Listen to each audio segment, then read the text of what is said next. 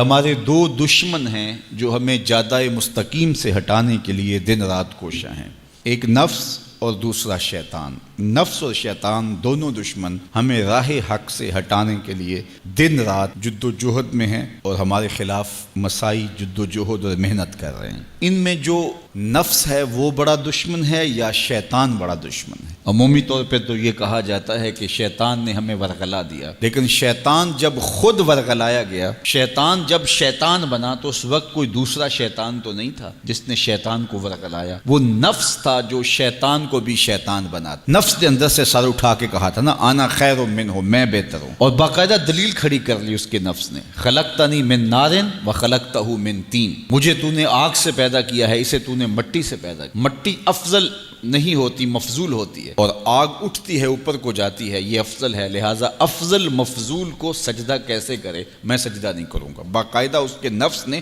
ایک دلیل تراشی۔ اللہ اگر چاہتا اس کی دلیل کے بخی و دھیڑ کے رکھ دیتا، لیکن اللہ تعالیٰ نے اس کی دلیل کا جواب دینے کی بجائے کہا جا میرے دربار سے نکل جا۔ اس نے کہا مالک مجھے مہلت دے دے، کہا جا قیامت تک تجھے مہلت۔ اللہ اکبر۔ تو اب شیطان کو شیطان بنانے والا نفس ہے جس نے اندر سے کھڑے ہو کے کہا انا خیر منہ، میں بہتر ہوں۔ اس میں نے شیطان کا بیڑا غرق کر، انانیت اسے کہتے ہیں، انا خیر منہ، اس سے انانیت ہے، میں بہتر ہوں۔ ایک بزرگ تھے، انہوں نے ساری زندگی اپنی زبان پہ لفظ میں نہیں آنے دیا۔ وہ فرماتے تھے یہ وہ لفظ ہے جس نے شیطان کا بیڑا غرق۔ تو وہ اس مفہوم کو ادا بھی کرنا چاہتے تو بالفاظ دیگر کر۔ کسی نے سنا کہ فلاں شخص ہے، اس کی زبان پہ کبھی میں کا لفظ نہیں آیا، تو اس نے کہا لو اس کی زبان پہ یہ لفظ کیوں نہیں آیا، میں جاتا ہوں اور ان کی زبان پہ یہ لفظ آئے ہی آئے۔ ہر شخص کی اپنی ترجیحات ہوتی ہے، ایک مہم پہ نکلا کہ ان کی زبان پہ لفظ میں لے کر آنا۔ گیا، حضرت بیٹھے تھے، حضرت ایک مسئلہ پوچھنے آیا ہوں۔ بیٹا پوچھئے۔ کہا شیطان کو کس چیز نے برباد کیا تھا؟ حضرت اب تو بولیں گے نا کہ میں نے اس کا بیڑا غرق کیا تھا، تو کہوں گا جیسے بھی زبان پہ لفظ تو آئی گیا، اور شیخ بھی بڑے سمجھدار تھے، سمجھ گئے اس کی نیت کے کھوٹ کو کہ یہ کیوں آیا ہے اور یہ مسئلہ کیوں پوچھ رہا۔ ہر مسئلہ تفہیم کے لیے نہیں پوچھا جاتا، اس کے مقاصد اور بھی ہوتے ہیں، اور اہل اللہ کو اللہ نے وہ بصیرت دی ہوتی ہے جو سائل کے انداز سے سمجھتے ہیں کہ اس کے مقاصد۔ تو کہا حضرت پوچھنے آیا ہوں کہ شیطان کو کس چیز نے برباد کیا؟ حضرت فرمانے لگے نماز کا ٹائم ہو گیا، ابھی جماعت کھڑی ہونے والی ہے، نماز کے بعد اس پہ بات کر۔ خیر نماز ہوئی، سلام پھرا تو حضرت خود فرمانے لگے کسی نے پوچھا تھا کہ شیطان کو کس چیز نے برباد کیا، جواب دینا چاہ رہا ہوں، کس نے پوچھا تھا؟ جھٹ کھڑا ہو گیا میں نے۔ کہا بس اسی نے اس کا بیڑا غرق کر دیا۔ تو انانیت میں جو ہے یہ شیطان کو شیطان بنانے والی، نفس جس نے اندر سے سر اٹھایا اور کہا انا خیر منہ، میں بہتر ہوں، تو یہ شیطان کو شیطان بنانے والا نفس ہے۔ تو نفس شیطان سے بھی بڑا دشمن۔ اب ہمارے ساتھ دو بڑے دشمن لگے ہوئے، ایک شیطان اور دوسرا نفس، اور دونوں ہمارے باطن کو اجاڑنے کے لیے، ہمارے من کو بے چراغ کرنے کے لیے، ہمارے اندر کی روشنیاں بجھانے کے لیے دن رات کوشاں۔ ایک تنہا ناتواں اکیلی جاں، دو دشمنوں کے نرغے میں، اور دونوں دشمن بڑے تگڑے اور بہت طاقتور، اور ہر وقت ہمارے اوپر حملہ آور۔ الشیطان جاسم علی قلب ابن آدم فاذا ذکر اللہ خنس واذا غفل وسوس۔ حضرت نبی رحمت صلی اللہ علیہ وآلہ وسلم نے ارشاد فرمایا شیطان اولاد آدم کے دل پہ قبضہ جماتا ہے، اور جب بندہ غافل ہوتا ہے تو یہ وسوسے ڈالتا ہے، اور جب بندہ اللہ کا ذکر کرتا ہے تو یہ بھاگ جاتا ہے۔ تو شیطان وسوسہ اندازی کرتا ہے، باطن کو اجاڑتا ہے، من کو لوٹتا ہے۔ نفس اور شیطان دو بڑے دشمن تھے جو ہمیں جادہ مستقیم سے بہکانے کے لیے دن رات کوشاں تھے۔ اب اللہ کا کرم دیکھیے، اذا دخل رمضان سلسلۃ الشیاطین، جب ماہ سیام جلوہ فراز ہوتا ہے تو شیاطین جکڑ دیے جاتے ہیں۔ جو ہی ماہ سیام شروع ہوتا ہے، چاند طلوع ہوتا ہے تو شیاطین جکڑ دیے جاتے ہیں، پورا مہینہ وہ آزاد نہیں رہتے، جکڑ دیے جاتے۔ سلسلۃ الشیاطین، یہ جو مسجدوں کے دروازے کھل گئے، جہاں 1.5 صف ہوتی تھی وہاں 5 صف تراویحوں میں ہیں، تو یہ شیطان کے بند جانے کی وجہ سے۔ لیکن مہنگائی کا طوفان ہے، بد نگاہی ہے، بد تہذیبی ہے، جھوٹ ہے، دیگر امور بد بھی جاری ہیں، یہ نفس کے موجود ہونے کی، نیکی کا ماحول پیدا ہوا یہ شیطان کے بند جانے کی وجہ، لیکن ہماری برائیاں بدستور موجود ہیں یہ نفس کے موجود ہونے کی وجہ سے۔ اب ہمارے لیے آسانی یہ ہو گئی کہ دو دشمن تھے جن کا ہمارے سے مقابلہ تھا، ایک نفس اور دوسرا شیطان۔ ہمارے لیے یہ سہولت ہو گئی کہ ہمارا ایک دشمن باندھ دیا گیا، اب دشمن ایک ہے جس سے ہم نے ماہ سیام میں اور وہ دشمن کون سا ہے؟ نفس۔ اب نفس کا مقابلہ اتنا آسان بھی نہیں، یہ بہت ڈاڈا دشمن ہے، اندر کا دشمن ہے، گھر کا بھیدی ہے۔ باج فقیراں کسے نہیں ماریا، باہو ظالم چور اندر داہو۔ یہ بڑا سخت اور بڑا شدید قسم کا دشمن ہے۔ یہ اس کی چالیں بہت باریک، شیطان کی چالیں بھی بڑی باریک ہیں اور نفس کی چالیں اس سے بھی زیادہ باریک۔ اب کیسے مقابلہ کریں گے؟ شیطان بھی ہماری متاع عمل کو لوٹنا چاہتا ہے، حتیٰ کہ ہمارے ایمان کو برباد کرنے پر تلا ہوا ہے، اور نفس بھی چالیں چل رہا ہے، اور ہم اپنی زندگی لاؤبالی میں گزارتے چلے جا رہے ہیں۔ ہمیں پتہ ہی نہیں کہ ہم موت کے کتنا قریب ہو رہے ہیں، اور شیطان ہمارے اوپر، نفس ہمارے اوپر حملہ آور ہے، اور یہ چاہتے ہیں ٹھیک ہے یہ چلتا رہے، یہ رسمی زندگی گزارتا رہے، کوئی بات نہیں، اس کے اندر کو ہم لوٹ لیں، اور یہ دونوں دن رات لگے ہوئے۔ ماہ سیام آیا تو ہمارا ایک دشمن بند گیا، ہمیں تھوڑی سی سہولت مل گئی۔ اب ایک ہی دشمن باقی ہے جس سے مقابلہ کرنا باقی ہے، اور وہ ہے نفس۔ اب نفس سے مقابلہ کیسے ہوگا؟ تو کسی ایکسپرٹ سے پوچھیں کہ جناب نفس ہے، ہم کمزور ہیں، شیطان دشمن ہمارا بندہ ہوا ہے، 2 محاذ کھلے تھے تنہا جان کے لیے، ایک محاذ بند ہو گیا، اب ایک ہی محاذ ہے، مقابلہ کرنا ہے تو کیسے کرنا؟ اللہ اکبر۔ تو ہم اقبال کی بارگاہ میں عرض کیا کہ آپ بتائیے۔ وہ کہنے لگے میں آپ کو اپنے مرشد مولانا رومی کے پاس لے جاتا ہوں۔ رومی کے پاس اقبال لے کر کے گئے تو رومی نے کہا کہ میں آپ کو ایک اور شخص کا پتہ بتاتا ہوں، اور وہ اتنا کامل ہے اور اس شعبے میں اس قدر ایکسپرٹ ہے۔ اس نے کہا ہفت شہر عشق را اتار گشت، ما ہنوز اندر خمیں یک کوچام۔ عشق کے 7 شہر حضرت شیخ فرید الدین اتار گھوم چکے ہیں، اور ہم پہلے شہر کی پہلی گلی کے کونے میں کھڑے ہیں۔ یعنی اتنا بڑا شخص شیخ فرید الدین علیہ رحمہ، تو کہا وہ بتائیں گے تمہیں کہ نفس کا مقابلہ کیسے کرنا ہے۔ رومی کہتے ہیں کہ وہ میرے بھی استاد ہیں، رومی کہتے ہیں کہ وہ میرے بھی ہادی و مرشد ہیں۔ جس عشق کے شہر میں میں داخل ہوا ہوں اور ابھی کونے پہ کھڑا ہوں، اس طرح کے 7 شہر وہ گھوم کے بھی آئے ہیں۔ آؤ ان سے پوچھتے ہیں کہ جناب نفس قابو کیسے کریں؟ تو شیخ فرید الدین اتار نے کہا نفس نتواں کشت الا باسے چیز، بات گوئم یاد گیرش اے عزیز۔ نفس نہیں مرتا، لیکن 3 اسلحے اگر آپ کے پاس ہوں تو یہ نفس ٹھہر بھی نہیں سکتا۔ غور سے سن لیجئے، روحوں میں اتار لیجئے، اور زندگی میں ہمارا مقصد ہے اس نفس کا مقابلہ کرنا۔ شیطان کا مقابلہ کرنا بھی ہمارا مقصد ہے، اور نفس کا مقابلہ کرنا بھی ہمارا مقصود زندگی ہے۔ ساری زندگی فریب میں ہم میں نہیں گزارنی، زندگی تیزی کے ساتھ گزر رہی ہے اور ہم آغوش موت میں اترنے والے ہیں۔ تو یہ ڈاڈے دشمن ہماری متاع عمل لوٹ رہے ہیں، ہمارے کیے ہوئے عمل کو عجب سے، تکبر سے، ریاکاری سے برباد کر دیتے ہیں۔ ہمیں پہلے عمل کی طرف جانے نہیں دیتے، پھر عمل کے اندر وسوسے ڈالتے ہیں، پھر عمل ہو جائے تو اس کو پھر برباد کرنے کی کوشش کرتے ہیں۔ کتنے ڈاڈے دشمن ہیں جن کے نرغے میں ہم پھنسے ہوئے ہیں۔ تو پھر ہمیں کوئی بندہ مل گیا ہے جو بتا رہا ہے کہ جناب اس کا مقابلہ ایسے کریں گے، تو پھر آج کی سن لیں ہم اور غور کر لیں اور اپنے اندر اتریں۔ تو شیخ فرید الدین اتار ہمیں بتا رہے ہیں، تو سنیے وہ کیا کہہ رہے ہیں۔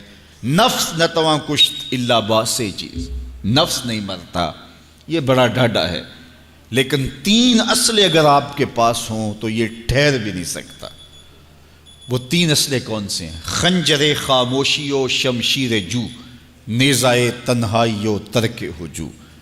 ایک خاموشی کا خنجر، دوسرا بھوک کی تلوار، اور تیسرا تنہائی کا نیزہ۔ یہ 3 اسلحے تمہارے پاس ہوں تو پھر نفس ٹھہر بھی نہیں سکتا۔ خاموشی کے خنجر سے نفس پہ وار کیا جا سکتا ہے۔ میرے اور آپ کے آقا و مولا نے فرمایا من سامتا نجا، جس نے خاموشی اختیار کی وہ نجات پا گیا۔ ہماری زندگی کے جتنے بھی برے اعمال ہیں ان میں سے سب سے زیادہ برے اعمال ہماری زبان کرتی ہے۔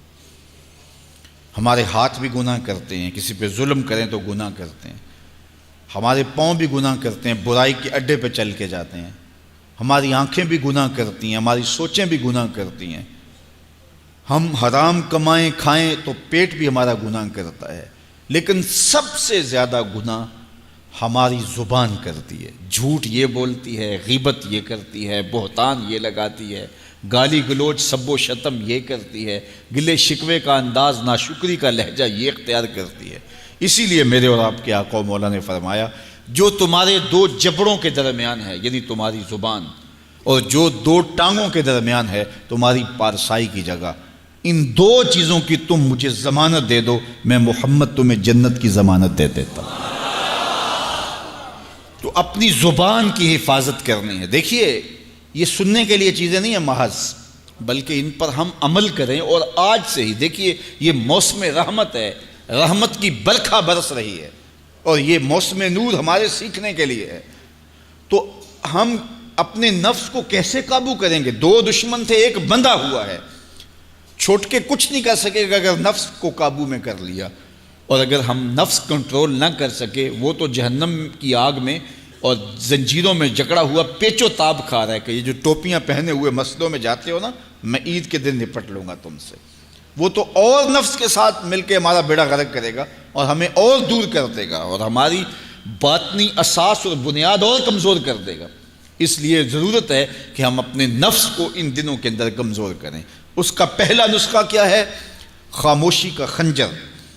آپ جب خاموشی اختیار کریں گے، زبان کو صرف ضرورت کے لیے استعمال کریں گے، تو پھر نتیجہ کیا ہوگا کہ آپ کے گناہ بہت کم ہوں گے، جھوٹ کم ہوگا، غیبت نہیں ہوگی، بہتان تراشی نہیں ہوگی، دیگر اعمال جو زبان کے ذریعے سے صادر ہوتے ہیں، اور ہم گناہوں میں اضافہ کرتے چلے جاتے ہیں۔ تو زبان کو اگر کنٹرول میں کر لیں گے، اللہ اکبر، حضور علیہ الصلوۃ والسلام نے زبان کے کنٹرول کرنے کی تلقین کی، اور یہ بغیر ہڈی کے گوشت ہے، اس کو سنبھال لیا جائے، 32 دانتوں میں جکڑ کے رکھی گئی زبان ہے، لیکن یہ پھر بھی قابو میں نہیں رہتی۔ اس کو کنٹرول میں کر لو، اس کو قابو میں کر لو۔ ایک روایت میں آتا ہے جب صبح ہوتی ہے تو سارے اعضائے بدنیاں زبان کے آگے ہاتھ جوڑتے ہیں کہ بی بی تو نہ کچھ کرنا، تیری وجہ سے ہم سزائیں کاٹیں گے اور اذیتیں پائیں گے۔ تو زبان کو قابو میں کرنا، اور اس کا علاج کیا ہے؟ خاموشی۔ من صمت نجا، جو خاموش ہوا وہ نجات پا گیا۔ خنجر خاموشی، خاموشی کا خنجر ہو تو نفس کے لیے بہت بڑا وار ہے۔ دوسری بات، شمشیر جو، بھوک کی تلوار۔ بھوک کے ذریعے نفس کشی ہوتی ہے۔ نفس کا مقابلہ بھوک سے ہم کر سکتے ہیں، چونکہ جب بھوک ہوگی تو اس وقت بہت ساری خواہشات جو ہیں وہ دم توڑ جائیں گے۔ اللہ کے محبوب علیہ السلام کا ایک فرمان سنیے، بالخصوص نوجوانوں کے نام۔ یا معاشر الشباب من استطاع منکم الباء فلیتزوج فإنہ اغض للبصر واحسن للفرج فمن لم یستطع فعلیہ بالصوم فإنہ لہ وجاء۔ فرمایا اے جوانوں کے گروہ، تم میں سے جو نکاح کرنے کی طاقت رکھتا ہے وہ دیر نہ کرے، جلدی نکاح کر لے۔ کیوں کہ نگاہ اور پارسائی کی جگہ کا محافظ ہے، تمہاری نظر کو بھی محفوظ کرے گا اور تمہاری پارسائی، تمہاری عصمت کے جوہر کو بھی محفوظ کرے گا۔ تو اگر کسی کے پاس استطاعت ہے تو وہ نکاح کرنے میں دیر نہ کرے۔ فَإِن لَمْ يَسْتَطِعْ، اور اگر کوئی طاقت نہیں رکھتا، اس کے حالات ایسے نہیں ہیں کہ وہ نکاح کر پائے، فَعَلَيْهِ بِالصَّوْمِ، تو فرمایا وہ کثرت کے ساتھ روزے رکھے۔ فَإِنَّهُ لَهُ وِجَاءٌ، روزے اس کے لیے قاطع شہوات ہیں اور اس کی مشکلیں آسان کرنے والے ہیں۔ تو نوجوانوں کو اگر استطاعت نصیب ہو جائے تو وہ شرم نہ کریں، وہ نکاح کی طرف بڑھیں تاکہ ان کی عصمت کے جوہر کی حفاظت ہو سکے۔ لیکن کسی وجہ سے نکاح میں تاخیر ہے تو پھر وہ کثرت کے ساتھ روزے رکھیں۔ روزوں کی کثرت گناہ سے، شہوات سے، برائی سے، گناہوں سے انسان کو بچاتی ہے۔ تو کثرت کے ساتھ روزے رکھے جائیں تو روزہ بھوک جو ہے وہ نفس کشی کا ایک مؤثر ترین علاج ہے، اور یہ میرے اور آپ کے آقا و مولا نے بیان فرمایا۔ تو بھوک کی تلوار جو ہے یہ نفس کشی کا ایک مؤثر ذریعہ ہے، اور نفس کا سر کاٹنے کے لیے بھوک کی تلوار ہمیں ہر وقت حمائل کیے رکھنی چاہیے، اور ہر وقت اپنے ساتھ لٹکا کے رکھنا چاہیے۔ کثرت کے ساتھ ہمیں روزے رکھنے چاہیے۔ تیسری بات فرمایا نیزہ تنہائی، تنہائی کا نیزہ۔ جب آپ عمومی طور پہ مجلسی زندگی میں ہوں گے تو بہت ساری خطائیں اور بہت سارے گناہ مجلسی زندگی میں آپ سے سرزد ہوں گے، تو جب آپ تنہائی اختیار کر لیں گے تو بہت سارے گناہوں سے بچ جائیں گے۔ حضرت شاہ نقشبند بخاری علیہ رحمہ فرماتے ہیں کہ فقیر کے لیے سب سے بہتر جگہ اللہ کا گھر مسجد ہے، یا پھر کامل شیخ کی صحبت ہے، یا پھر تنہائی ہے۔ چوتھی جگہ سوائے ہلاکت کے اور کچھ نہیں ہے۔ العافیۃ فی العزلہ، عزلت میں، تنہائی میں عافیت رکھی گئی ہے۔ اس لیے اپنے آپ کو ایسے ہجوم میں، ایسی جگہوں پہ لے جانے سے روکیں، اپنے آپ پر ضبط کریں جہاں نظر پاک نہیں رہتی، جہاں خیال کی پاکیزگی کا سامان نہیں رہتا، اور جہاں آپ کی جو ہے وہ آپ کی زبان محفوظ نہیں رہتی۔ دوستوں کے ساتھ بیٹھیے، آپ عزیزوں رشتہ داروں کے پاس جائیے، ضرور ملاقات کیجیے، لیکن اس کا ایک اعتدال ہونا چاہیے۔ اگر آپ سمجھتے ہیں کہ کسی جگہ جاتے ہوئے، کسی جگہ پہنچ کر آپ کی نظر میں پاکیزگی نہیں رہے گی، خیالات میں گندگیاں گردش کرنے لگ جائیں گی، سوچوں میں آوارگی آنے لگ جائے گی، تو وہ شادی کی تقریب ہو یا کوئی اور تقریب ہو، وہاں جانے سے اپنے آپ کو روک لیں، کیونکہ وہاں جا کے آپ اپنا کوئی فائدہ نہیں کر رہے، اپنا نقصان کرنے جا رہے ہیں۔ تو جہاں آپ کو یقین ہو کہ آپ وہاں اپنے آپ کو بچا نہیں پائیں گے، اپنی حفاظت نہیں کر پائیں گے، تو وہاں سے تنہائی بہتر ہے، وہاں سے عزلت بہتر ہے۔ تو یہ تین چیزیں ہم اگر کر لیں تو یہ نفس کشی کا ایک مؤثر ذریعہ ہے۔ اب ماہ صیام کے اندر اللہ تعالیٰ یہ تینوں چیزیں ہمیں نصیب کرتا ہے۔ ہم زیادہ بولتے نہیں ہیں، روزے سے ہوتے ہیں، بلکہ فرمایا اگر تم سے کوئی شخص بحثے، کوئی الجھے، کوئی لڑائی کرنا چاہے، بدتمیزی کرے، تو اس سے کہو انی صائم، میں روزہ رکھا ہوا ہے۔ اور اسی طرح بھوک تو میسر ہوتی ہی ہوتی ہے، اور تیسری بات کہ عزلت بھی میسر ہو جاتی ہے، اس میں آپ ذکر کے لیے، فکر کے لیے، روزے میں آپ تلاوت کلام مجید کے لیے تنہائی اختیار کرتے ہیں۔ تو گویا روزہ ایک ایسی تربیتی ورکشاپ ہے کہ جس کے ذریعے سے آپ کے نفس کی تہذیب ہو جاتی ہے۔ جب نفس قابو میں آ گیا، نفس کنٹرول میں آ گیا، نفس کو آپ نے کمزور کر لیا، تو شیطان چھٹ کے بھی کچھ نہیں کر سکے گا، کیونکہ شیطان ہمارے اوپر حملہ کرتا ہے نفس کے ذریعے سے۔ باہر کا دشمن ہے اور نفس اندر کا دشمن ہے۔ ہمارے دیہاتوں میں چوری ہو جائے نا تو بوڑھے بزرگ مل کے بیٹھ جاتے ہیں کہ بتاؤ چوری کیسے ہوئی، تو ایک نقطے پہ سارے متفق ہوتے ہیں، اور وہ نقطہ یہ ہوتا ہے کہ کوئی اندر کا بھیدی ضرور ہے۔ جب تک کوئی اندر کا بندہ نہیں تو باہر سے کوئی آ کے از خود چوری نہیں کر سکتا، تو کوئی اندر کا بندہ ضرور موجود ہے۔ نفس اندر کا بھیدی ہے اور شیطان باہر سے آ کر حملہ آور ہونے والا ہے۔ اس لیے شیطان کو اندر آنے کا موقع نفس دیتا ہے۔ نفس کو ہی کمزور کر لیجئے، وہ آپ کا ساتھی بن جائے، نفس امارہ، نفس مطمئنہ بن جائے، اور وہ نفس جو برائی کا حکم دیتا ہے وہ نفس امارہ کہلاتا ہے، اور جب وہ کثرت ذکر سے، عبادت سے نفس مطمئنہ بن جاتا ہے تو پھر وہ شیطان کے لیے رکاوٹ کا ذریعہ بن جاتا ہے، اور آپ کی زندگی محفوظ ہو جاتی ہے۔ اور یہ ہمارا کام ہے، یہ ہمارے کرنے کا وظیفہ ہے۔ دیکھیے حضرت انسان کو اللہ نے اختیار دیا، زندگی دی، فہم دیا، ادراک دیا، گناہ کی قوتیں اور نیکی قوتیں ساری اس کے ساتھ لگی ہوئی ہیں۔ اس نے صرف ایک لا ابالی شخص کی طرح زندگی نہیں گزارنی کہ جو سامنے آ گیا کھا لیا اور جو زبان پہ آ گیا بول دی، ایسا نہیں ہے۔ یہ تو انسان ہے، اس کو تو اپنی زندگی کی راہیں خود متعین کرنی ہے کہ میری دنیا آخرت کے لیے نفع بخش کیا چیز ہے اور نقصان دہ کیا چیز ہے۔ انا ہدیناہ السبیل اما شاکرا و اما کفورا، کہ ہم نے اس کو دونوں راہیں دکھا دی، وہدیناہ النجدین، اس کو پتہ ہے یہ اچھائی ہے، یہ برائی ہے، اس نے اس سے اجالنا ہے اپنے اندر کو اور اپنے باطن کو سنوارنا ہے۔ تو ماہ صیام ہمارے لیے موسم رحمت اور موسم نور ہے، جو ہمارے اندر کی روشنی کا سبب اور ذریعہ ہے۔ تو آئیے یہ موسم اللہ نے ہمیں نصیب کیا، قرآن مجید کی کثرت سے تلاوت کریں، نفس کمزور ہوگا، تنہائی اختیار کریں، نفس کمزور ہوگا، اپنی زبان پہ قابو کر لیں، نفس کمزور ہوگا، بھوک تو ہم روزے کی وجہ سے کاٹتے ہی کاٹتے، نفس کمزور ہوگا۔ اب شیطان چھٹ کر بھی عید کے دن ہمارا کچھ بگاڑ نہیں سکے گا اگر ہم نے اپنے نفس پہ قابو پا لیا، اور اگر نفس پہ قابو نہ پا سکے تو شیطان تو پھر پیچ و تاب کھا رہا ہے، اور وہ ہمارے اوپر پھر اور زور و شور کے ساتھ حملہ ہوگا اور ہماری متاع عمل کو لوٹ لے گا۔ تو پھر کیا فائدہ ہوا کہ سارے مہینے کی محنت کی، عید کے دن، عید سے 4-5 دن بعد ہم نے لٹا دی، تو فائدہ کیا ہوا؟ اللہ نے اس عورت کی مثال بیان کی ہے قرآن میں جس کا توازن ذہنی ٹھیک نہیں تھا، اور وہ سارا دن سوت کاٹتی رہتی تھی اور شام کو اپنے ہاتھوں سے توڑ دیتی تھی۔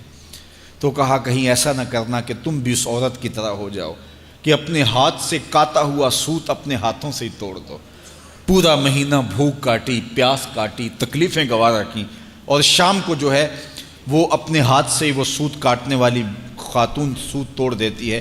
تو کہیں ہم بھی ایسے نہ ہو جائیں کہ مہینے کی محنت ہر سال عید یا عید کے چند دن بعد برباد کر لیں، پھر اگلے سال مہینے کی محنت کریں، پھر عید کو برباد کر دیں، تو کیا فائدہ ہوا؟ تو ہم نے جو نعمت سمیٹی ہے، جو چیز دی ہے، جو چیز حاصل کیا، اس کو جذب کر لیں روح کے اندر، اس کو اپنے من کے اندر اتار لیں۔ اہل ایمان کو ایک دعا تلقین کی گئی ہے، وہ کیا دعا کرتے ہیں؟ ربنا لا تزغ قلوبنا بعد اذ ہدیتنا، اے اللہ ہدایت کے بعد ہمارے دل کو پھر دوبارہ ٹیڑھا نہ کر دینا۔ اگر ہدایت دی ہے تو وہ نصیب ہی رہے، وہ من میں جذب ہو جائے، وہ روح میں اتر جائے۔ تو میں اور آپ اپنی زندگی کو اللہ اور اس کے رسول کے نام پہ لگایا ہے، تو پھر اپنی ساری زندگی کو اللہ اور اس کے رسول کے نام پہ لگا دیں۔